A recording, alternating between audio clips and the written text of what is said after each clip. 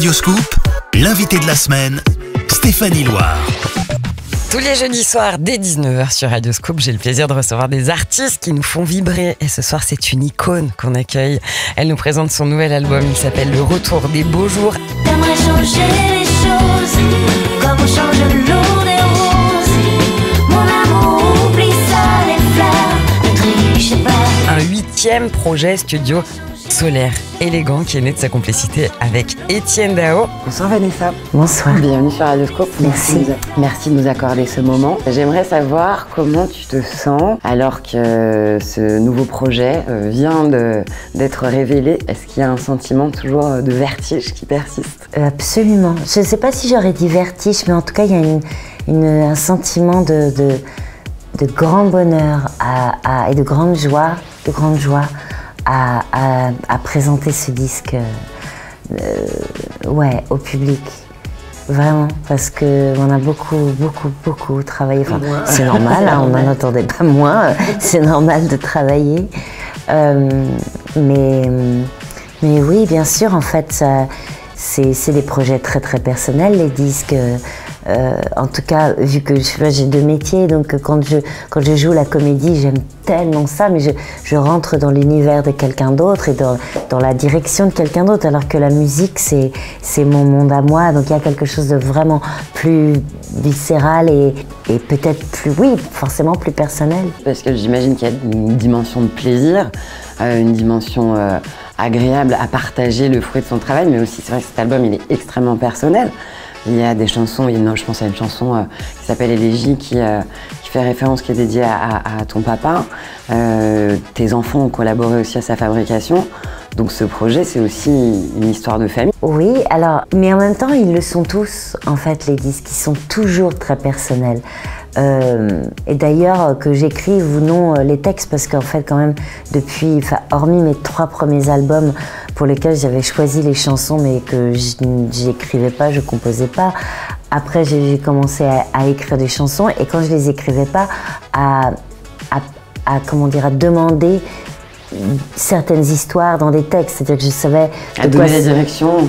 Oui, enfin c'est normal, c'est vous qui chantez les chansons, et il vaut mieux les assumer puis aimer ce que l'on chante. Donc en fait, ça a toujours été hyper personnel. Mais après, c'est vrai que, par exemple, c'est la première fois que mes enfants écrivent des chansons, enfin, que j'écris des chansons avec eux, parce qu'en fait, ça s'est passé. C'était pas vraiment voulu. Il se trouve que j'ai mis en musique il y a très longtemps un poème que ma fille avait écrit, que j'aimais tant. Mais j'avais pas réussi à le mettre assez bien en musique. Là, ce coup-ci, j'ai réussi, et donc la chanson, elle figure sur le disque. Et c'est la dernière de l'album, je crois. La dernière, ouais. C'est I Am Alive. Oui, c'est ça. C'est un symbole. Qu'elle soit la dernière. Que ce soit la dernière et qu'elle rappelle combien tu on es est vivant. C'est comment dire, l'ordre pour moi, l'ordre des chansons, il est musical. Donc c'est la musique qui a fait ça. Bah, c'est ce qu'on entend d'abord, quoi. C'est le bateau, quoi, en fait. Et pour moi, les paroles, c'est la voile, peut-être, mais ce qui nous transporte, c'est le bateau, quoi. Et la chanson avec mon fils, en fait, c'est parce que c'est un compositeur que j'adore. Et que, voilà, un jour il a composé ça, et ça m'a tellement inspirée. Je lui ai dit, est-ce que je pourrais en faire une chanson? Il m'a dit oui, et voilà. Et elle figure sur cet album, et c'est Éléments, je crois. Oui, c'est ça. Radioscoop, l'invité de la semaine, Stéphanie Loire. Vanessa Paradis est mon invitée ce soir sur Radioscoop. J'en suis tellement ravie. On parle de cet album qui s'appelle Le Retour des Beaux Jours. T'aimerais changer les choses, comme on change l'eau des roses. Mon amour, oublie ça, les fleurs, ne triche pas. Cet album, il est fait fabriqué en collaboration avec ton ami de longue date, de talent, Étienne Dao. Et Jean-Claude Pierrot. Avoir des affinités humaines, important pour toi, pour aussi fabriquer des affinités artistiques dans cet ensemble-là. C'est toujours mieux. C'est toujours mieux. C'est mieux, mais c'est pas essentiel. Il m'est arrivé de faire de la musique avec des personnes que je connaissais, que je découvrais pendant qu'on faisait de la musique. Mais quoi qu'il arrive, en fait, le lien humain, il fait forcément partie de l'aventure, qu'on connaisse quelqu'un depuis longtemps ou qu'on le rencontre. En fait, justement, bah oui, enfin, on s'intéresse à l'un et l'autre. Et puis on passe beaucoup de temps ensemble, donc quoi qu'il arrive, c'est une aventure humaine. Mais c'est... Et quand on se connaît mieux, c'est encore plus évident, j'imagine. C'est sublime parce que déjà on est forcé de passer les journées ensemble. Donc pour des gens qui s'aiment, c'est génial de travailler ensemble. On sait qu'on va passer la journée ensemble. On va se retrouver. On est vraiment tellement heureux de se retrouver tous les jours. Et en plus on crée, on fait de la musique ensemble. C'est magique, c'est une chance. C'est vraiment quelle chance on a de se dire. C'est pas un métier où on se dit faut que j'aille travailler, j'aime pas mon travail. C'est pour ça que je mesure la chance que j'ai, parce que moi quand je fais travailler, je vais travailler, je vais faire une chanson avec mon pote Étienne et Jean-Louis, et c'est précieux, c'est fabuleux. Hein. Toi, c'est vrai que tu as plusieurs métiers, mais dans tous tes métiers, le mot jouer existe et c'est quand même un sacré privilège. Oui, c'est ça. Ça fait pas sérieux, mais c'est un travail. C'est un travail de jouer. Jouer de la musique, jouer de la très comédie. Très dur même, très dur. On fait pas que s'amuser. Et justement, tu as toutes ces casquettes. Toi, tu fais du cinéma, de la musique, du théâtre aussi parfois. Tu joues toujours, mais tu le fais de manière très professionnelle. Est-ce que tu abordes chacun de ces rôles, de ces différents terrains-là de la même manière?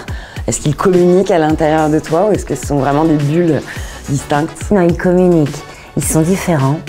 Ils ne demandent pas le même genre de travail. C'est pas la même énergie. Bon, déjà, de toute façon, entre comment dire, au cinéma, j'interprète un rôle pour quelqu'un, pour la vision de quelqu'un, pour un réalisateur ou une réalisatrice. Donc, je suis là pour être son interprète et justement rentrer dans son univers. Et j'adore ça, en plus, parce que ça, évidemment, ça nourrit le mien. La musique, c'est mon monde et c'est quelque chose que je choisis, que je dirige. C'est beaucoup plus personnel et puis alors pour avoir maintenant découvert le théâtre, d'être sur scène avec un rôle à jouer, je vois la différence parce que d'ailleurs c'est aussi pour ça que j'ai mis si longtemps à faire du théâtre, parce que j'aimais tellement la scène pour faire les concerts.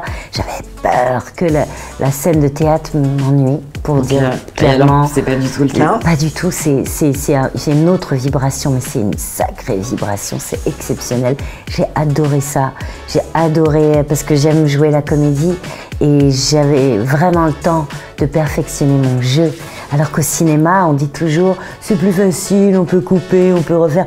Le cinéma, il y a quelque chose d'instantané aussi, même si c'est pas live au cinéma, on doit être bon dans la petite fenêtre qu'on nous laisse quand la technique est prête. Et donc c'est quelque chose c'est très difficile. et on a une fenêtre pour être bon, c'est là et c'est pas un autre moment. Donc voilà.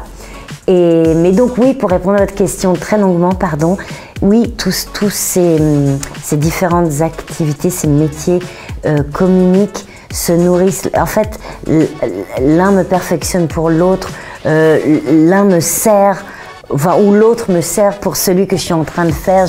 Bien sûr, c'est de la permaculture, cette histoire. C'est ça. Exactement. Il y a des projets au cinéma, au théâtre? Il y a un film, oui, de Jérôme Commandeur qui sort là, le 5 novembre. Une comédie, donc? Une comédie. J'ai eu la chance qu'ils me choisissent pour un rôle vraiment particulier que j'ai adoré jouer. Et en plus, mes partenaires, c'était Jérôme Commandeur, François Damiens et Laurent Lafitte. Génial. Donc, voilà, c'était sinistre. Très belle affiche. On a beaucoup pleuré. J'imagine, ça devait être très très chiant. C'est pas vrai, c'était extraordinaire. Et puis, Jérôme Commandeur, il m'a donné vraiment, mais je me suis tellement amusée avec le rôle qu'il m'a donné à jouer. C'était génial. Ça s'appelle T'as pas changé, ça sort là. Bientôt. Très bien. Donc on va aussi pouvoir passer du temps avec toi dans les salles obscures. Pour revenir sur l'album, le titre de cet album, Le Retour des Beaux Jours, ça sonne, c'est déjà très joli, très poétique, ça sonne comme une promesse, même si en écoutant vraiment l'album, on sent bien qu'il n'est pas traversé uniquement par de la légèreté et de l'optimisme, mais c'est aussi une envie de partager de la légèreté. On l'entend avec la musique qui parfois est même dansante. Oui, ça c'était voulu, c'était prévu. C'est-à-dire qu'à la base, je suis obligée de faire un disque qui me plaît à moi. Parce que sinon, je ne peux pas vous le communiquer, quoi. On communique mal quelque chose qu'on n'aime pas trop. On peut, mais c'est moins bien. Alors, donc d'abord, je fais un album qui me plaît à moi. Et après, j'espère que ça plaît aux autres. Et voilà, donc le fait qu'il soit dansant, qu'il soit lumineux, mais pas que, c'était pas pour vous plaire, c'était pour me plaire. Mais maintenant, je ne rêve que d'une chose, c'est que ça vous plaise.